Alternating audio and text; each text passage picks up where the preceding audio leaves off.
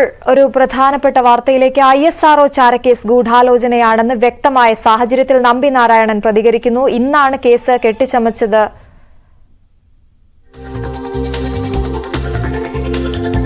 എന്ന് CBI വ്യക്തമാക്കിയത്.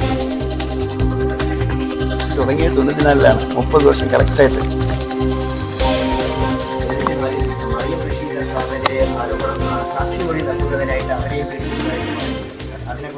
അതായത് ഇപ്പോൾ ഞാൻ അതിനകത്ത് കമൻറ്റ് പറയില്ല. അതിൻ്റെ കാരണം പറഞ്ഞുതരാം. നിങ്ങൾ സത്യപ്രമാണം എന്നടുത്ത് ചെയ്യാണ്. ഞാൻ ആ ചാർജ് ഷീറ്റ് കണ്ടു, അതിനകത്ത് ഇങ്ങനെയാണ് പറഞ്ഞിരിക്കുന്നു എന്ന് സത്യപ്രമാണം നിങ്ങൾ ചെയ്താൽ അതിനെ പുറത്ത് ഞാൻ പറയുന്നുണ്ടോ? കണ്ടിട്ടില്ല. കാണാത്ത ഒരു സാഹചര്യത്തിനെ കുറിച്ച് നമ്മളെല്ലാവരും എന്തിനാണ് കണ്ടു പറയുന്നത്? കാണാം, വെയിറ്റ് ചെയ്ത് ഒരു 2-3 ദിവസം വെയിറ്റ് ചെയ്താൽ മതി, അത് പുറത്ത് വരുന്നത്. നാളെ മിക്കവാറും പത്രത്തിൽ കാണും എല്ലാം. നിങ്ങളുടെ ചീഫ് ആരെങ്കിലും അതിനകത്ത് വാങ്ങിച്ച് കാണും, മറ്റേ ചാർജ് ഷീറ്റ് വാങ്ങിച്ച് കാണും, ഷുവറായിട്ട് വാങ്ങിച്ച് കാണും. വാങ്ങിക്കാൻ അത് അവിടെ ഒരു it's not a secret, it's a public document. അതുകൊണ്ട് എല്ലാവർക്കും കിട്ടണമെന്നുള്ളതാണ് കാപ്പി. എനിക്കും കിട്ടണം, എനിക്ക് കിട്ടിയില്ല, അത് ഞാൻ ഇൻട്രസ്റ്റ് കാണിക്കാത്തതുകൊണ്ട്. അതിന്റെ പേരിൽ ഉണ്ടാക്കിയ ഒരു കേസ് എന്നാണ് ഇപ്പൊ പറയുന്നത്. പക്ഷെ അതുകൊണ്ട് മാത്രം സിബി മാത്യൂസിനെ പോലൊരാൾ ഇതിനകത്ത് വീണു പോകാൻ പാടുള്ളൂ. അപ്പൊ അതിനകത്ത് മറ്റെന്തെങ്കിലും താല്പര്യം, അതിന്റെ രാഷ്ട്രീയ കൂടാലോചന എന്താണ് സാർ കരുതുന്നത്? ഇത് സത്യത്തിൽ നിങ്ങളുടെ ചോദ്യത്തിന്റെ ആൻസേഴ്സ് ഒക്കെ CBIയുടെ ക്ലോഷർ റിപ്പോർട്ടിൽ തന്നെ ഉണ്ട്. ഇന്നത്തെ ഡോക്യുമെന്റ് അല്ല ഞാൻ പറയുന്നത്, 96 ഡോക്യുമെന്റ് പറയുന്നത്, 28 വർഷത്തിന് മുമ്പുള്ളതിലുണ്ട്. പക്ഷേ അത് കോടതിയിൽ ട്രയലിന് പോയത് 98-ലെ സുപ്രീം കോടതിയിൽ പോയത്, 2018-ലെ സുപ്രീം കോടതിയിൽ പോയതുണ്ട്. അപ്പോൾ അതെല്ലാം നിങ്ങൾ വായിച്ചിട്ടുണ്ടെങ്കിൽ ഈ ചോദ്യങ്ങളൊന്നും വരത്തില്ല. നിങ്ങൾക്കുള്ള പ്രശ്നം അതാണ്. ഇപ്പം ഇത് ട്രയൽ എങ്ങനെയാണ് വരുന്നുണ്ട്, അത് നോക്കിയിട്ട് പറയാം. ഞാൻ എന്തെങ്കിലും പറഞ്ഞു പോയാൽ അത് ശരിയായിട്ട് വരത്തില്ല, അതുകൊണ്ടാണ് ഞാൻ പറയാത്തത്. ഒരു സാധനം രാഷ്ട്രീയ ആവശ്യത്തിന് ഉപയോഗിച്ചെന്ന് കരുതുന്നുണ്ടോ? കരുണാകരനെതിരെയുള്ള അല്ല, ഇത് നമ്മൾ ഒരാളുടെ സൈഡ് സപ്പോർട്ട് ചെയ്തിട്ട് പറയാൻ ഞാൻ തയ്യാറില്ല. ഇപ്പം ഞാൻ പറയുന്ന ഏതെങ്കിലും ഒരു വാക്ക് ഒരാളിനെ സപ്പോർട്ട് ചെയ്യുമ്പോൾ ഞാൻ പറയുകയാണ് അത് ഇങ്ങനെ ചെയ്ത് കാണത്തില്ല, അങ്ങേർക്ക് അത് അബദ്ധം, അതുകൊണ്ട് അങ്ങനെയൊന്നും ഇല്ലല്ലോ, അതുകൊണ്ട് എനിക്ക് പറയാൻ പറ്റത്തില്ല. ഒരു ബന്ധമില്ലായിരുന്ന സമയത്താണ് സാറിനെ അതിനകത്തോട്ട് കൊണ്ടിടുന്നത്. അതെനിക്ക് പറയാം, അത് ഉറപ്പാണ്. അത് ഇത് നിങ്ങൾ തെറ്റിദ്ധരിക്കരുത്. ഏതെങ്കിലും കേസിലേക്ക് നിങ്ങൾക്ക് അറസ്റ്റ് ചെയ്തിട്ടുണ്ടോ? അറസ്റ്റ് ചെയ്തിട്ട് നിങ്ങളെ ഒന്ന് അവർ കൈകാര്യം ചെയ്യുന്ന രീതിയിൽ ചെയ്താൽ ഇതിൻ്റെ ചോദ്യം വരത്തില്ല. അത് പിടിച്ചു നിൽക്കാൻ കുറച്ച് ഉറപ്പാണ്, കുറച്ച് പാടാണ്. അവശ്യ നിലയിൽ കണ്ടുവെന്നുള്ള സാറിന് മർദ്ദനമേറ്റിട്ട് അവശ്യ നിലയിൽ കണ്ടുവെന്നുള്ള ഡോക്ടറിന്റെ മൊഴിയും ഇതിനകത്ത് അത് കോടതിയിൽ കേസുണ്ടായിരുന്നു.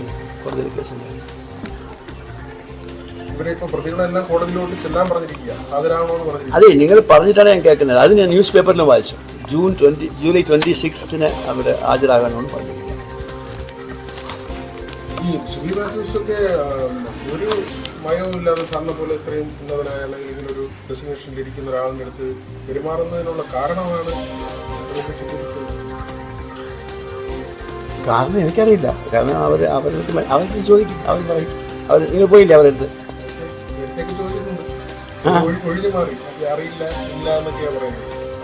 ഒന്ന് 2 ഇൻ്റർവ്യൂസിലൊക്കെ അവരൊക്കെ പറഞ്ഞിട്ടുണ്ട് കാര്യങ്ങൾ. അവർ ഡിഫെൻഡ് ചെയ്യുകയാണ്, അവരുടെ ഡിഫൻസ്.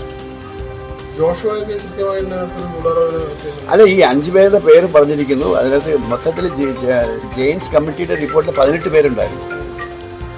ഇതിനകത്ത് 5 പേരെ കാണത്തുള്ളൂ. ചിലപ്പോൾ ഇതൊരു പാർട്ട് ഓഫ് ദി ഇതായിരിക്കാമോ എന്ന് എനിക്കറിയില്ല. ആയിരിക്കാം, അല്ലെങ്കിൽ IBക്ക് കൊടുക്കേണ്ട കാര്യം പോലും ഉണ്ടായിരുന്നു.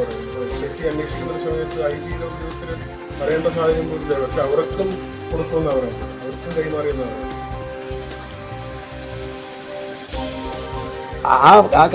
നിങ്ങൾ ചോദിക്കുന്ന ചോദ്യങ്ങൾ പലതും ഫാക്ട്സ് ആണ്. ഈ ഫാക്ട്സിന് എന്നിടത്തിരുന്ന് തന്നെ ഇതിൻ്റെ ആൻസേഴ്സ് വേണ്ട. നിങ്ങൾക്ക് അല്ലെങ്കിൽ തന്നെ കണ്ടുപിടിക്കാം. ഞാൻ വേണ്ട, എനിക്ക് എൻ്റെ സപ്പോർട്ടേ വേണ്ട. പക്ഷെ ഇതല്ലാതെ, ഫാക്ട്സ് അല്ലാതെ യൂഹങ്ങളും ബാക്കിയുള്ള ചില കാര്യങ്ങളുണ്ടല്ലോ, അതിനകത്ത് നിങ്ങൾ ഇതുവരെ ഒരു ചോദ്യം ചോദിച്ചില്ല. അതാ I M worried about it. ഇല്ല, നിങ്ങൾ ചോദിച്ചാൽ പോലെ ഞാൻ പറയത്തില്ല, അത് വേറെ കാര്യം.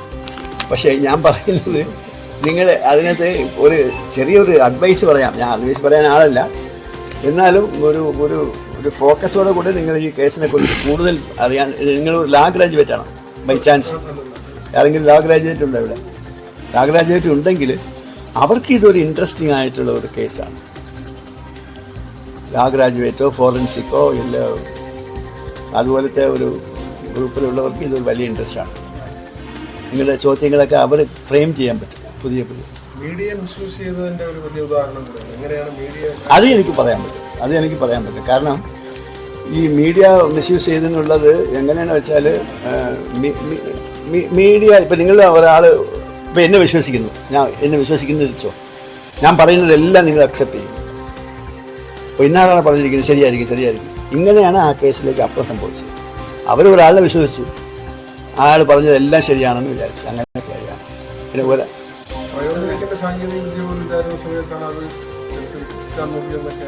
വിൽക്കാൻ നോക്കിയതല്ല, വിറ്റു എന്നുള്ള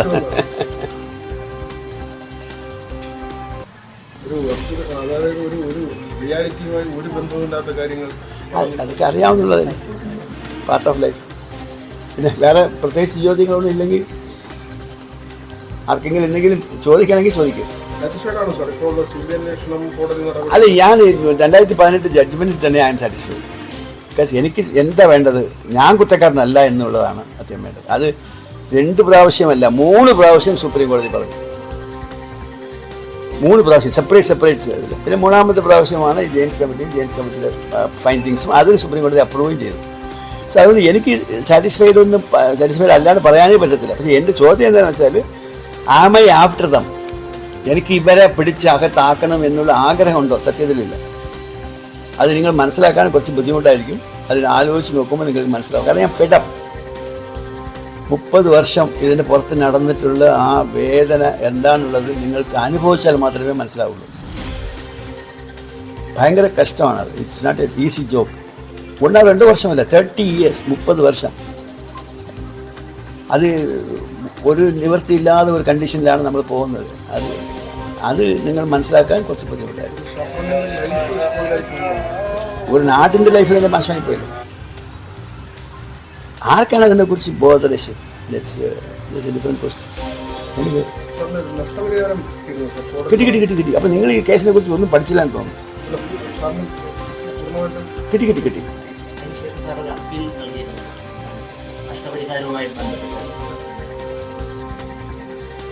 ഞാനൊരു അപ്പീലും കൊടുത്തിട്ടില്ല. നിങ്ങൾ എന്തുകൊണ്ടാണ് ഇങ്ങനെ ചോദിക്കുന്നത് ഞാൻ ആലോചിക്കുന്നത്. കുഴപ്പമില്ല, നിങ്ങൾ എന്തെങ്കിലും പ്രിപ്പയർ ചെയ്ത് വന്നാൽ കുഴപ്പമില്ല. ഞാനല്ല പറഞ്ഞത്, 18 പേരിനെ കുറിച്ച് ആദ്യം തന്നെ ന്യൂസിൽ വന്നിരുന്നു.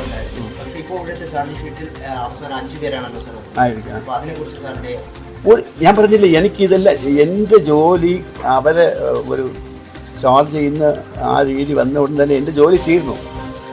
അതിനുശേഷം ഐ ആം നോട്ട് ബോതേർഡ് എന്ത് സംഭവിക്കുന്നു എന്ന്. എനിക്ക് യാതൊരു, നിങ്ങൾ കാണിക്കുന്ന ഇൻട്രസ്റ്റ് പോലെ എനിക്കില്ല.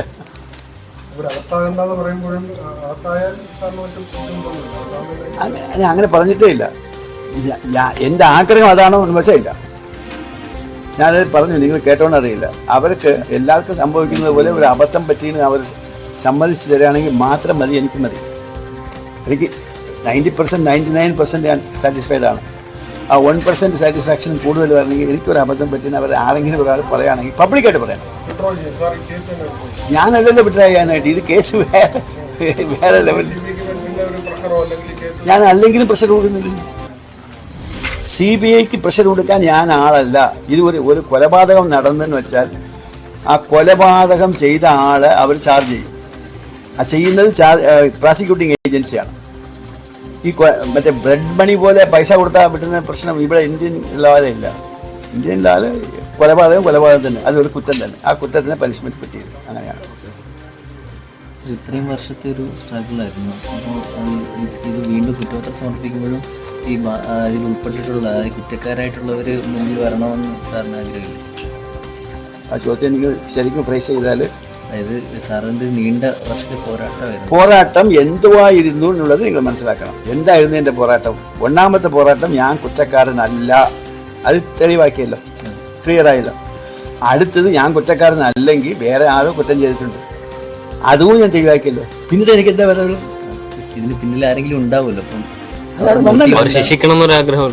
അത് ഞാനല്ലല്ലോ ഞാനല്ല ചെയ്യുന്നത്. അത് ജഡ്ജ്മെന്റ് ഉണ്ട്. That is judgement. എനിക്ക് ഇവരെ കൊണ്ടുവന്ന് എക്സ്പോസ് ചെയ്ത് നിർത്തണം. ഇവരെ കുറ്റക്കാരാണ്, ഇവരാണ് ഇത് ചെയ്തത്. അത് മാത്രം. എൻ്റെ ജോലി കഴിഞ്ഞിട്ട് വർഷങ്ങളായിടോ, 3-4 വർഷമായി. ഇപ്പം എന്നെ നിങ്ങൾ ഉറങ്ങിക്കൊണ്ടിരുന്ന ഒരാളിനെ പിടിച്ച് ഇരുത്തി ചോദിക്കുകയാണ് എല്ലാം ആലോചിക്കാൻ.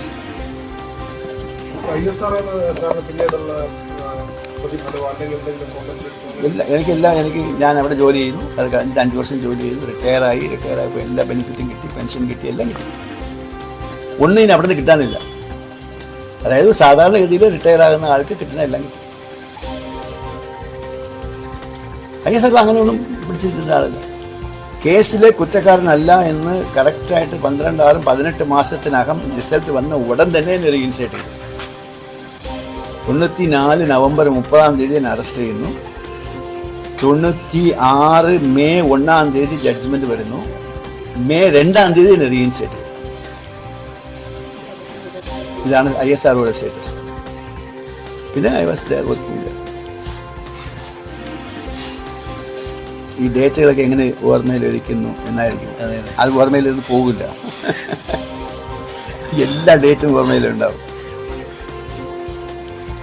അത് ഉണ്ടാവും, നാച്ചുറലായിട്ട് ഉണ്ടാവും. നിങ്ങൾ അതിന് പോലെ ഒരു സിറ്റുവേഷനിൽ വരാനുണ്ടാവും. അത് മാത്രമല്ലല്ലോ, ഇപ്പം അമേരിക്ക അപ്പോളോ 13 എന്നാണ് അവിടെ നിന്ന് തിരിച്ചു വന്നതും അത് എല്ലാം ഓർമ്മ. അത് കമ്പ്യൂട്ടറിൽ കിടക്കും. അത് ഫുള്ളായില്ല, അതങ്ങനെ വരുന്നത് വരെ കിടക്കും. അതിനുവേണ്ടി ടെസ്റ്റ് ചെയ്യരുത്, ചിലപ്പോൾ മറന്നു പോകും. ഇനി ഓർക്കാൻ ആർക്കാണ് ഇതൊക്കെ ഓർക്കാനായിട്ട് നിങ്ങൾക്ക് ഇൻട്രസ്റ്റ് കാണും? മറ്റെല്ലാം ഓർത്തിരിക്കുന്നു. ഞാൻ വേറെ കാര്യം ചോദിക്കട്ടെ. ആരെങ്കിലും ഒരാൾ നിങ്ങൾ തല്ലിന്നിരിക്കട്ടെ, തല്ല് കൊണ്ട ആൾ നിങ്ങൾ ഞാൻ തല്ലീന്ന് പറയുമോ? അത് സന്തോഷം തരുന്ന കാര്യമാണ്. അതാണ് ഇവിടുത്തെ. അതെന്തിനാ മനസ്സിലാക്കാത്തത്? അതാണ് കേരളത്തിൽ രാഷ്ട്രീയ കോളിളക്കം സൃഷ്ടിച്ച ISRO ചാരക്കേസ് കെട്ടുകഥയായിരുന്നുവെന്ന് വ്യക്തമാക്കി CBIയുടെ കുറ്റപത്രം വന്നിരിക്കുന്നു. CI ആയിരുന്ന S. വിജയന്റെ സൃഷ്ടിയാണ് ചാരക്കേസ് എന്നും മറിയം റഷീദയോടുള്ള പ്രതികാരം തീർക്കാനാണ് കേസ് കെട്ടിച്ചമച്ചതെന്നുമാണ് CBIയുടെ കുറ്റപത്രത്തിൽ ഉള്ളത്. ചാരക്കേസ് വാർത്തകൾ CI വിജയനാണ് മാധ്യമങ്ങൾക്ക് ചോർത്തി നൽകിയതെന്നും പോലീസ് മർദ്ദനത്തിൽ നമ്പിനാരായണൻ മൃതപ്രായനായിരുന്നുവെന്നും CBI കുറ്റപത്രത്തിൽ പറയുന്നു. അതിനുശേഷമുള്ള ഈ വാർത്ത വന്നതിന് ശേഷമുള്ള നമ്പിനാരായണന്റെ പ്രതികരണമാണ് നമ്മൾ കണ്ടത്. VV വിനോദ് ചേരുന്നു വിവരങ്ങളുമായി. വിനോദ്, മാപ്പ് പറയണമെന്നില്ല, തെറ്റുപറ്റി എന്ന് സമ്മതിച്ചാൽ മതി എന്ന് അദ്ദേഹം പറയുന്നു. അബദ്ധം പറ്റി എന്ന് സമ്മതിച്ചാൽ മതി. ശിക്ഷിക്കുന്ന കാര്യത്തിലും അദ്ദേഹം പറയുന്നുണ്ട്, ശിക്ഷ നൽകണമെന്ന് പറയേണ്ടത് ഞാനല്ല, താൻ ഇപ്പോൾ വന്ന കാര്യങ്ങളിലെല്ലാം സംതൃപ്തനാണ്, താൻ തെറ്റുകാരനല്ല എന്ന് തെളിയിക്കാനായിരുന്നു തന്റെ പോരാട്ടം. 30 വർഷത്തെ ആ പോരാട്ടം അത് അദ്ദേഹം ഓർത്തെടുക്കുകയായിരുന്നു. പ്രധാനപ്പെട്ട ഒരു കാര്യം പറഞ്ഞത്, അത് പറഞ്ഞാൽ നിങ്ങൾക്ക് മനസ്സിലാകില്ല, അത് അനുഭവിച്ചാലേ മനസ്സിലാകൂ എന്ന്.